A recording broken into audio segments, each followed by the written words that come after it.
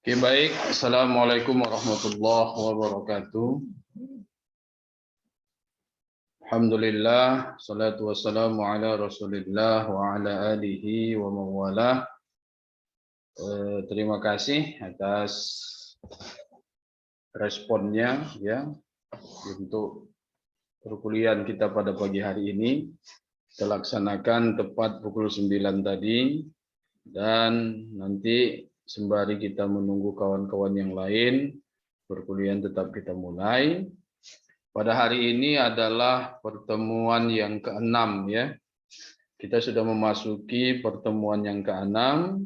Sedikit lagi ya, artinya satu pertemuan lagi nanti kita melakukan ujian tengah semester.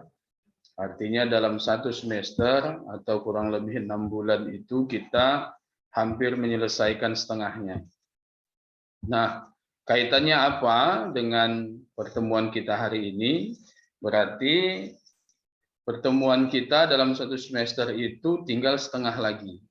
Sementara untuk proyek tugas membuat proposal penelitian yang saya tugaskan kepada Anda semua itu progresnya masih sangat sedikit ya.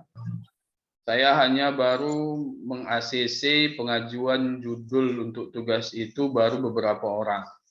Dan hanya baru pengajuan judul. Saya belum ada membimbing satu orang pun, artinya dari Anda belum ada yang menyelesaikan entah bab 1 ya, atau hanya mungkin latar belakang masalah, belum ada. Nah, saya pikir bahwa ini semua harus Anda kejar ya, Anda harus tancap gas bagaimana caranya supaya tugas itu bisa terselesaikan ya. Karena memang mengingat tugas ini bukan tugas yang mudah, karena perlu ya pemahaman untuk membuat tugas ini, dan ini akan menjadikan acuan nanti bagi Anda ketika Anda benar-benar mengajukan penelitian ya, judul penelitian untuk tugas akhir. Ya, jadi ini sangat penting sebenarnya tugas ini Anda selesaikan. Nah, kalau tidak Anda selesaikan ya, saya sudah bisa pastikan bahwa Anda tidak akan lulus ya. Saya pastikan itu ya. Jadi jangankan dapat nilai C kalau tugas ini nggak selesai ya. Ya, jangankan dapat nilai A maksud saya atau B, C aja itu pun payah, nggak akan dapat gitu. Karena saya memberikan bobot yang tinggi untuk tugas ini sebagai goal dari mata kuliah metode penelitian di semester 7 ini. Jadi ini bisa jadi motivasi, walaupun motivasi negatif, ada sedikit nada untuk memberikan semacam tekanan ya, bahkan dengan sedikit bumbu-bumbu mengancam. Kalau nggak selesai tugas ini Anda nanti tidak lulus. Saya pikir itu harus saya lakukan supaya Anda terpacu ya. Biasanya orang kalau sudah ditekan akan keluar semua kemampuannya. Baik, pada hari ini kita akan membahas mengenai sistematika penulisan ya, proposal penelitian. Dalam hal ini sistematika penelitiannya dalam bentuk skripsi, karena memang nanti di tugas akhir Anda itu adalah skripsi ya. Jadi penelitian itu kan banyak bentuknya. Nah, kita spesifikkan, kita khususkan di skripsi ya. Nah, untuk mempermudah saya pikir saya akan share screen ya. Ada beberapa bahan yang bisa Anda lihat. Sebentar ya.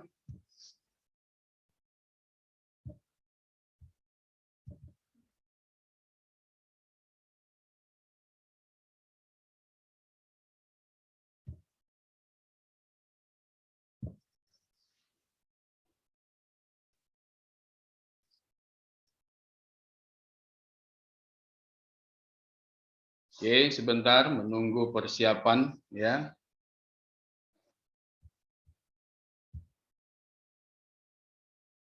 Ini yang mic-nya belum mati, mohon dimatikan ya. Takutnya nanti ada suara-suara yang tidak mengenakkan kita untuk didengar. Oke, baik. Sudah kelihatan ya materinya ya. Oke. Nah, kita akan membahas mengenai sistematika proposal penelitian ya dalam bentuk skripsi. Ini akan menjadi jawaban pertanyaan-pertanyaan yang masuk ke saya melalui grup WA kita. Setelah judul diterima, Pak, disetujui, apa yang harus dilakukan, kan begitu. Maka ada hal-hal yang harus diselesaikan dan kita harus membuat sistematikanya. Nah, sistematika proposal penelitian dalam bentuk skripsi ini pastinya mengadopsi apa yang sudah diatur atau sudah ditentukan oleh Fakultas Ekonomi ya. Karena kalau bicara tentang sistematika itu tergantung dari masing-masing perguruan tinggi ya. Walaupun nanti standar atau dasarnya itu sama ya, ada hal-hal yang harus dipenuhi, tetapi untuk spesifikasi ya kedetailan dari apa yang harus dilaksanakan itu nanti masing-masing ditentukan oleh perguruan tinggi. Maka dalam hal ini yang saya munculkan adalah yang memang sesuai ya, yang memang sesuai dengan sistematika di Fakultas Ekonomi ya. Memang nanti ada perbedaannya antara kuantitatif dan kualitatif. Juga ada sedikit perbedaan antara manajemen, kemudian akuntansi dan ekonomi pembangunan. Tetapi itu nanti di bab 4, bab 5 ya, atau di bab 3 nanti sudah kelihatan. Tergantung nanti metodenya apa. Nah, yang saya munculkan hari ini adalah metode kuantitatif. Ya, saya tidak membatasi memang, silakan Anda juga mengambil penelitian metode kualitatif ya kalau memang mau, tapi Anda harus tahu ya bagaimana kualitatif itu. Nah, biasanya kalau S1 itu dia memilih ya yang kuantitatif. Karena metode kuantitatif ini lebih mudah sebenarnya diselesaikan daripada kualitatif. Karena dia menggunakan rumus ya matematika atau menggunakan statistika untuk membuktikan atau menyelesaikan permasalahan di dalam penelitian itu ya. Contoh misalkan manajemen SDM, kalau kuantitatif yang diambil berarti yang Anda teliti adalah sumber daya manusia, pegawai ya atau karyawan yang nanti dijadikan responden. Nah, ini jumlahnya itu tidak boleh ya sedikit ya, minimal itu nanti 30 supaya nanti tidak terjadi kebiasaan ya, 30. Jadi kalau misalkan tadi ada yang bertanya sama saya kalau menelitinya di TK bagaimana, ya saya tanya apakah pegawai atau gurunya itu mencapai 30 atau tidak. Ternyata jawabannya cuma 4. Nah, kalau 4 ya nggak bisa. Kecuali kalau mengambil kualitatif. Nah, kualitatif ini ya banyak yang harus dipersiapkan ya, banyak sekali. Nah, saya mengarahkannya lebih baik ke kuantitatif. Tetapi kalau ada yang mau juga tidak ada masalah ya. Tinggal nanti ya tentunya nanti ada bimbingan-bimbingan khusus nanti. Tapi untuk materi kita ini saya akan sajikan yang kuantitatif ya. Oke, baik. Apa saja sistematika proposal ya penelitian dalam bentuk skripsi yang harus Anda pahami? Kita mulai dari pemahaman pengertian dulu ya, definisi ya, bahwa proposal penelitian skripsi itu adalah suatu rancangan penelitian yang akan dilakukan sebagai bahan utama penulisan skripsi mahasiswa. Nah, rancangan ini harus diseminarkan untuk penyempurnaan sehingga akan sangat membantu mahasiswa dalam melaksanakan penelitian di lapangan, sekaligus membantu kelancaran mengumpulkan bahan skripsinya. Jadi proposal itu baru rancangan ya. Ingat, proposal baru rancangan. Namanya juga proposal, pengajuan.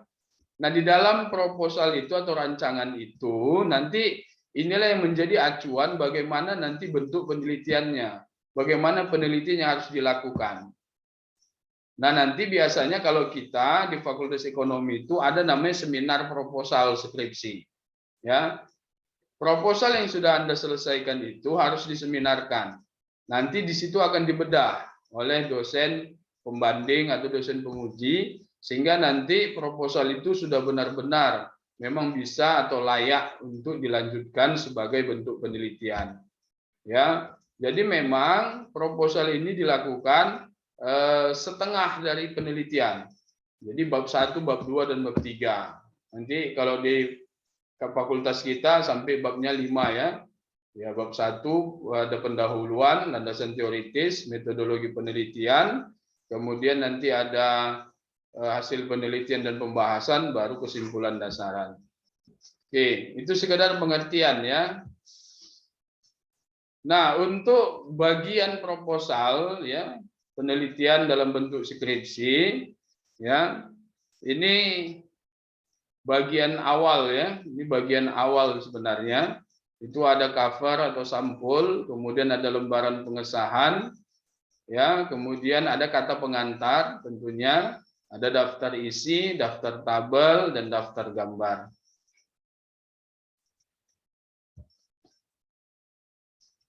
Di bagian utama ada 3, ya, itu yang saya katakan tadi di awal. Ada bab pendahuluan, ada bab landasan teoritis, dan ada bab metodologi penelitian. Jadi di proposal penelitian yang Anda selesaikan, ya, tugas yang mau Anda selesaikan itu menyelesaikan yang 3 bab ini, ya, pendahuluan, landasan teoritis, dan metodologi penelitian. Nah, kita masuk kepada bab 1 atau pendahuluan ya. Bab 1 itu pendahuluan. Nah, di dalam bab 1 ini, di dalam pendahuluan ini ada 6 subbab. Ini namanya subbab ya, yang 6 ini subbab ini semua. Ya. Kalau ini nama babnya, bab 1 pendahuluan, ini subbabnya. Artinya, bab pendahuluan itu akan diisi oleh 6 ini ya. Yang pertama latar belakang masalah, yang kedua identifikasi masalah, yang ketiga batasan masalah, yang keempat rumusan masalah, yang ketujuh tujuan penelitian, dan yang keenam ya, yang kelima tujuan penelitian, yang keenam manfaat penelitian. Nah, yang paling panjang nanti untuk penjelasannya adalah di latar belakang masalah. Nanti saya akan jelaskan bagaimana nanti pemahaman tentang latar belakang masalah ini. Ya, jadi bab 1 itu pendahuluan, yang 6 ini harus ada di dalam bab 1 dan harus dijelaskan. Ya, nanti saya jelaskan nanti khusus bab 1 ini akan saya jelaskan nanti apa maksudnya. Kita lanjut dulu ke bab 2 ya. Bab 2 itu landasan teoritis. Isinya adalah yang pertama kajian teori, kemudian penelitian terdahulu, yang ketiga kerangka konseptual, dan yang keempat adalah hipotesis. Ya, jadi ada 4. Yang banyak nanti di sini adalah kajian teori. Kajian teori ini nanti isinya adalah semua teori-teori yang terkait dengan variabel yang diteliti. Maka kemarin itu ada yang sudah saya setujui ajuan judul untuk tugasnya itu, apa yang harus saya lakukan lagi Pak setelah ini disetujui? Saya bilang cari dulu bukunya, ya, karena itu nanti cukup rumit nanti kalau nggak ada bukunya. Nah, bukunya itu salah satu fungsinya adalah untuk mengisi kajian teori ini, ya. Apa isinya? Ya, teori terkait dengan variabel yang diteliti. Contoh misalkan judulnya pengaruh disiplin dan motivasi terhadap kinerja karyawan misalkan. Maka teori yang dicari adalah teori kinerja, teori disiplin, teori motivasi. Ya, hal-hal yang bisa menjelaskan ya tentang teori-teori itu. Gitu. Maka harus ada bukunya. Buku itu bisa berbentuk nanti cetak, bisa berbentuk digital juga boleh, asal jelas semua ya, sumbernya jelas. Dan nanti Anda bisa download, tunjukkan sama saya. Itu boleh, tidak ada masalah. Ya. Atau nanti Anda melihat dari penelitian sebelumnya, ya, penelitian orang lain, ya. Di situ juga ada teori-teori, itu boleh, tapi itu kastanya itu di bawah buku, ya. Kalau di buku tidak ada, baru kita bisa cari yang dari skripsi orang lain, dari tesis atau disertasi. Boleh juga dari jurnal-jurnal, ya, boleh juga. Nah, ini empat subbab ya, 4 subbab dari bab landasan teoritis. Kemudian kita masuk ke bab 3. Ini bab 3 namanya metodologi penelitian. Ya, metodologi penelitian. Di dalam metodologi penelitian ini ada beberapa subbab. Yang pertama tempat penelitian, artinya lokasi penelitian.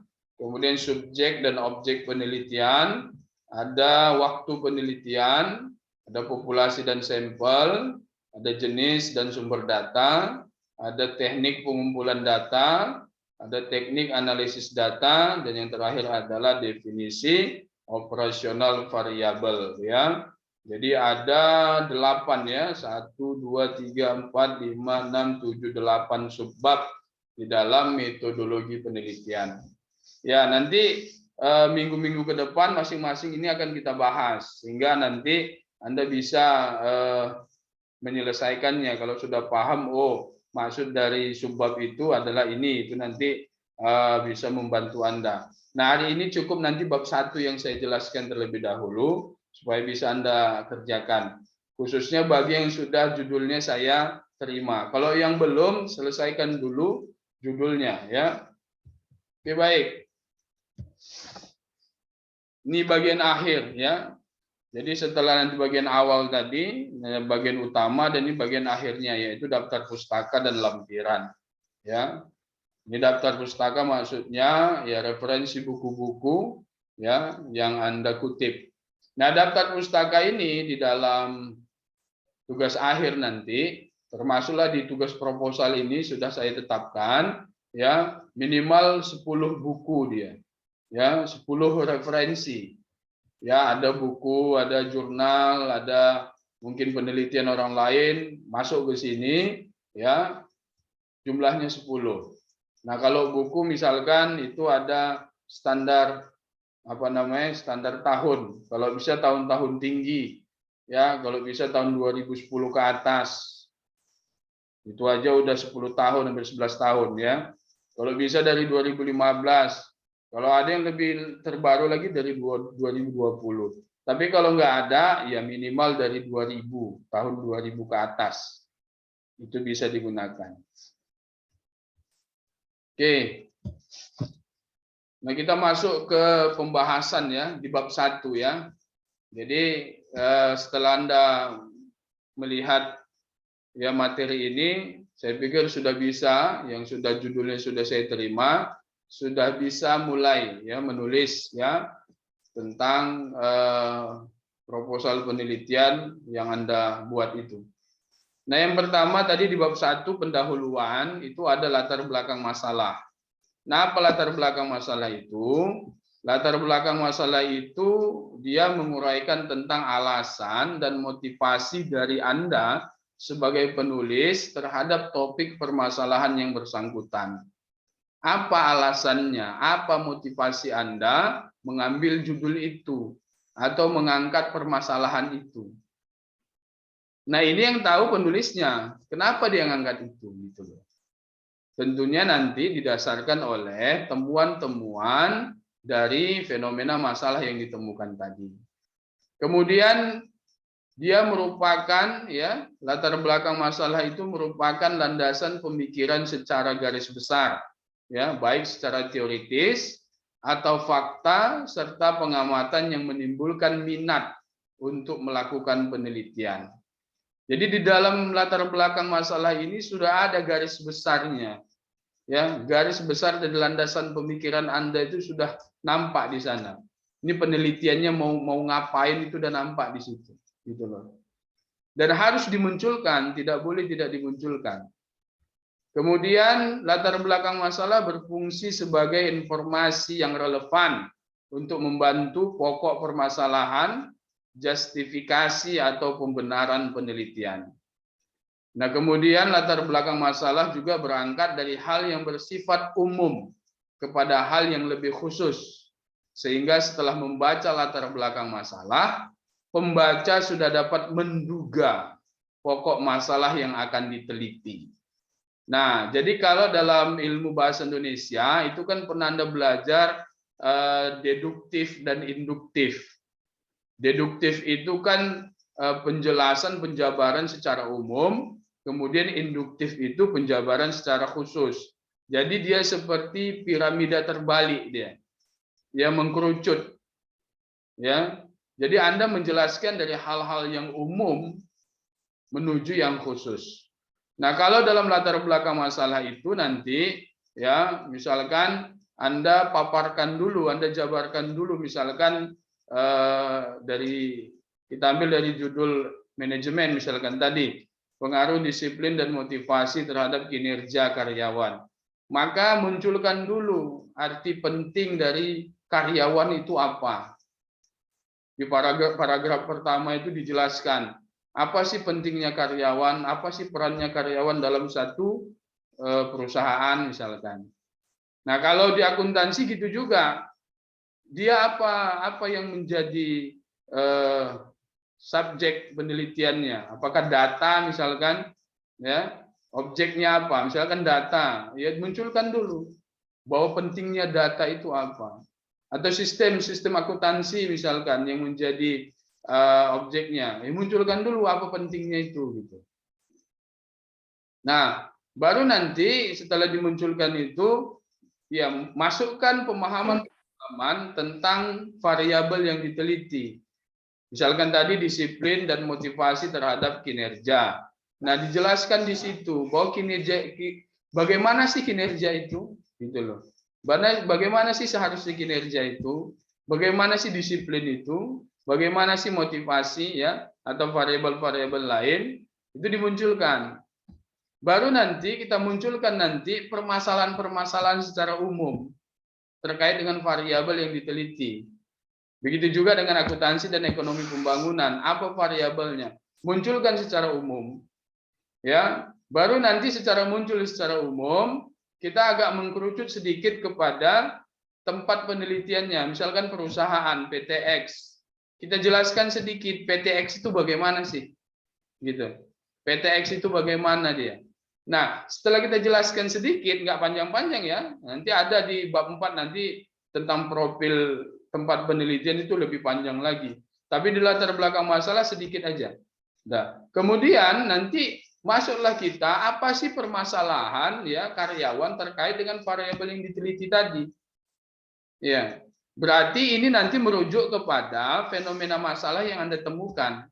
Anda jabarkan situ fenomena masalah yang ditemukan tadi dijabarkan di situ. Dan setelah itu barulah nanti muncullah paragraf yang merupakan satu ketertarikan, keinginan.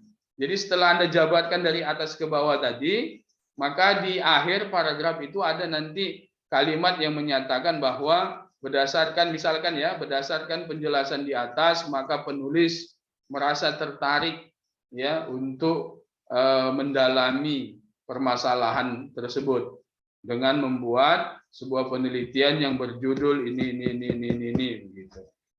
Nah, itu berdasarkan ketertarikan ya. Nah, itu latar belakang masalah. Ya, memang sih dalam bab 1 ini yang paling sulit mengerjakannya adalah latar belakang masalah. Intinya di sana harus ada alasan dan apa motivasi Anda kenapa mengangkat permasalahan itu.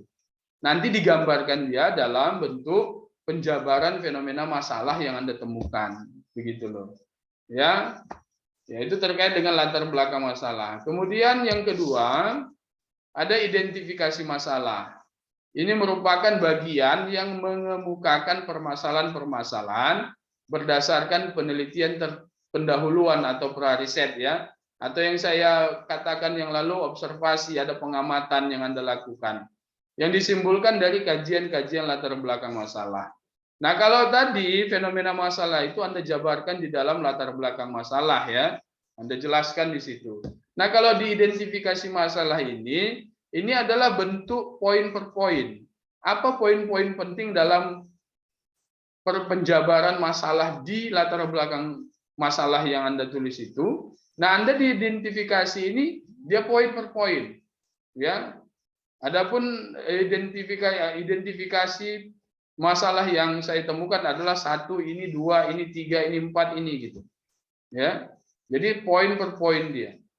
Isinya memang hampir sama dengan latar belakang masalah yang pada poin Anda menjelaskan tentang permasalahan tadi, ya. Tapi ini berbentuk poin, ya, 1, 2, 3, 4, 5 gitu. Kemudian yang ketiga, batasan masalah. Ini adalah batasan dan asumsi-asumsi yang dipertimbangkan dalam penelitian tersebut juga harus dikemukakan.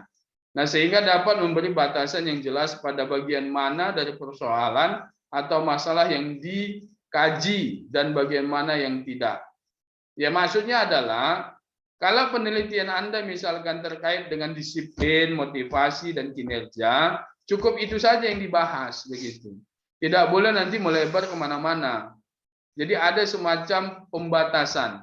Kalau Anda misalkan di akuntansi membahas tentang pencatatan, pembukuan, neraca, jadi khusus tentang itu saja, tidak dijabarkan dengan yang lain-lain lagi. Itu maksudnya dari batasan masalah.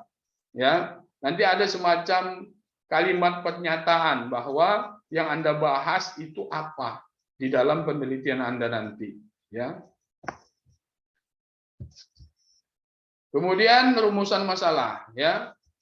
Ini rumusan masalah ini adalah pernyataan tentang keadaan, fenomena atau konsep yang memerlukan pemecahan dan memerlukan jawaban melalui suatu penelitian dan pemikiran mendalam dengan menggunakan ilmu pengetahuan dan alat-alat yang relevan. Kemudian diungkapkan dalam bentuk pertanyaan, ya, yang mencirikan masalah yang akan diteliti dalam penelitian tersebut. Disusun secara singkat, padat, dan jelas. Nah, dalam rumusan masalah ini bentuknya pertanyaan. Jadi di dalam penelitian itu ada pertanyaan yang harus dijawab. Nah, ini harus Anda rancang.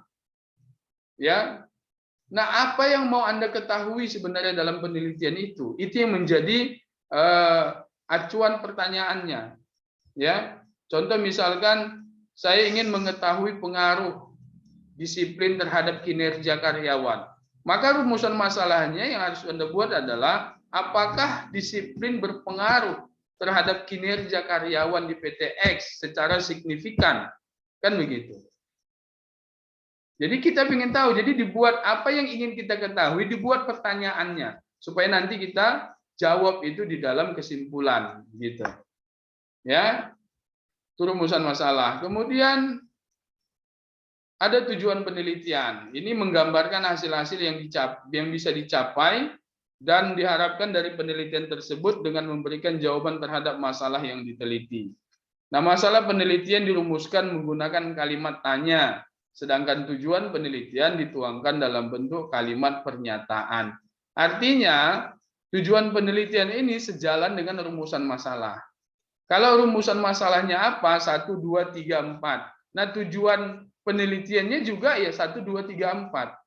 Kalau tadi misalkan rumusan masalahnya, apakah disiplin berpengaruh signifikan terhadap kinerja karyawan? Tanda tanya. Tujuan penelitiannya apa? Tujuan penelitiannya berarti untuk mengetahui apakah disiplin berpengaruh signifikan terhadap kinerja karyawan. Jadi sejalan dengan itu, gitu. Yang satu bertanya, yang satu tadi ya membuat pernyataan tentang apa tujuan dari penelitiannya.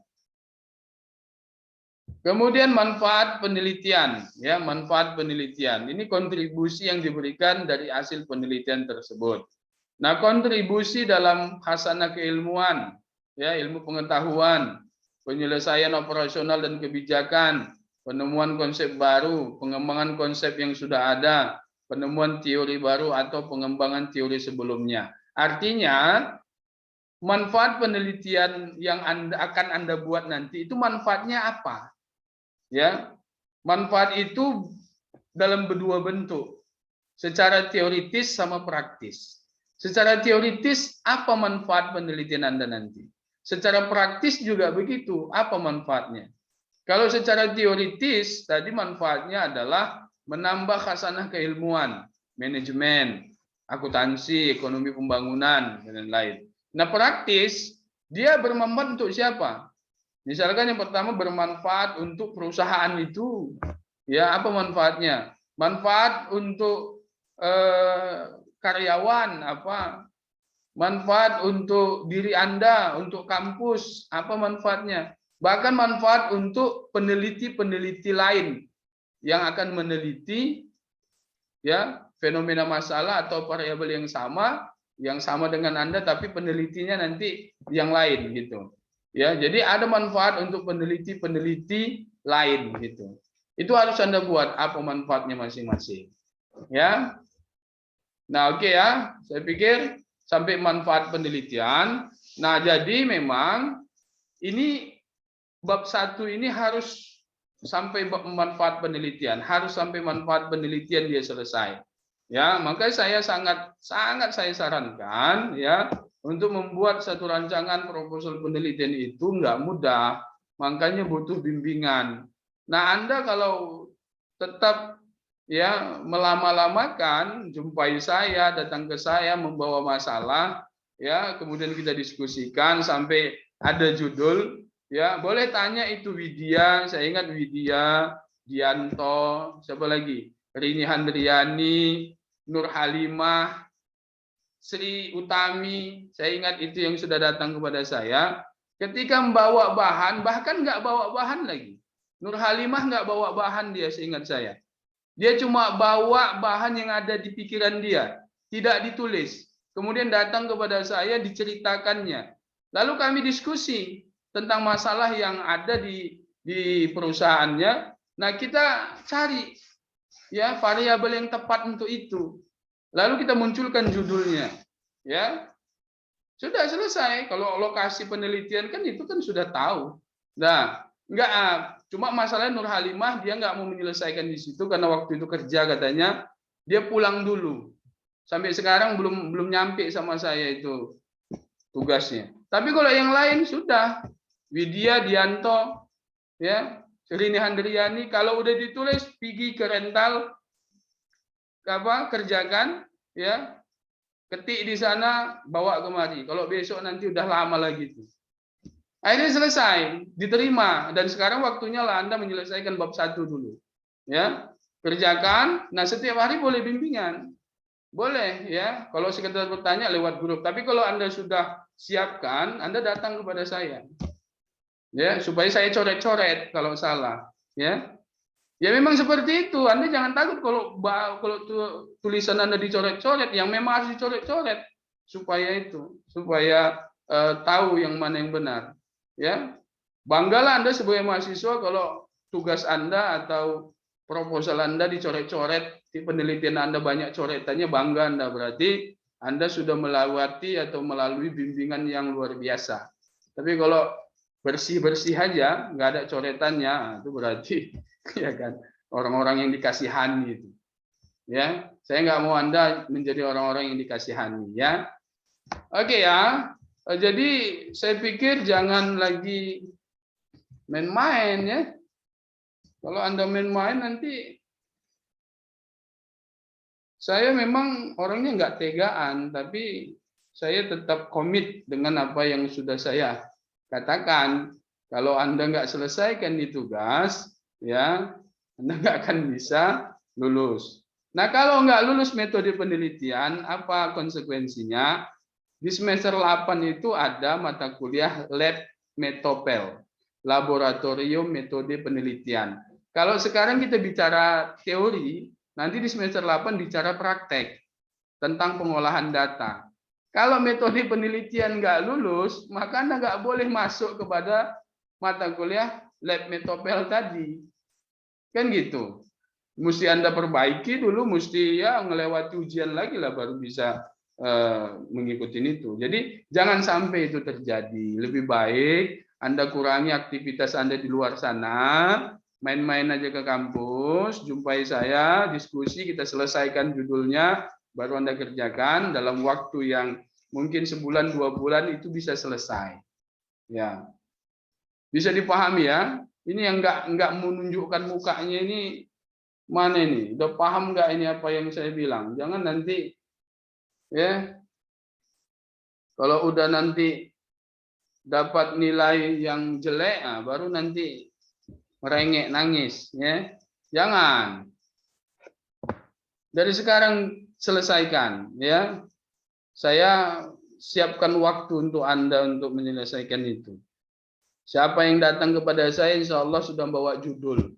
Nggak akan saya biarkan dia pulang nggak bawa judul. Tinggal nanti sama juga itu. Kalau Anda datang kepada saya bawa bab 1, ya, saya pastikan bab 1 Anda selesai. Ya. Saya coret, saya perbaiki. Ini nggak begini, ini harusnya begini, ini nggak begini, harusnya begini. Udah. Gimana caranya? Kalau bisa datang ke saya bawa laptop. Belum di print tapi laptopnya dibawa, jadi nggak coret-coret, nggak sia-sia nanti habis uangnya beli kertas, ya kan? Jadi saya bimbing langsung di situ.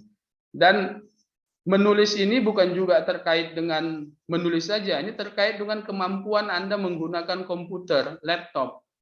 Kalau Anda pada hari ini menghidupkan laptop pun nggak bisa, ya sudahlah. Nggak tahu kayak mana ngoperasikan laptop, komputer, sangat-sangat terganggu sekali itu nanti, sangat-sangat menghambat itu, ya. Itu juga nanti harus diajarkan bagaimana teknis buat margin atas, bawah, kanan, kiri, bagaimana membuat halaman di bawah satu, di atas satu, bagaimana spasi pengaturan supaya bagus, itu masuk ke dalam pembimbingan. Jadi sekaligus saya juga nanti membimbing bagaimana Anda menggunakan komputer untuk menulis. Ya. Jadi ini kerjaan banyak ini, jangan kalian pikir sepele. Kalau sepele kalian nanti udahlah.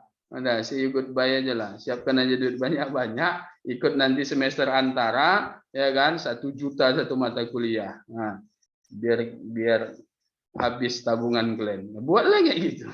Ya. Kalau bisa jangan. Oke, saya pikir itu aja perkuliahan kita pada hari ini. Terima kasih. Kita lanjut pembahasan kita nanti di grup ya. Assalamualaikum warahmatullahi wabarakatuh. Waalaikumsalam.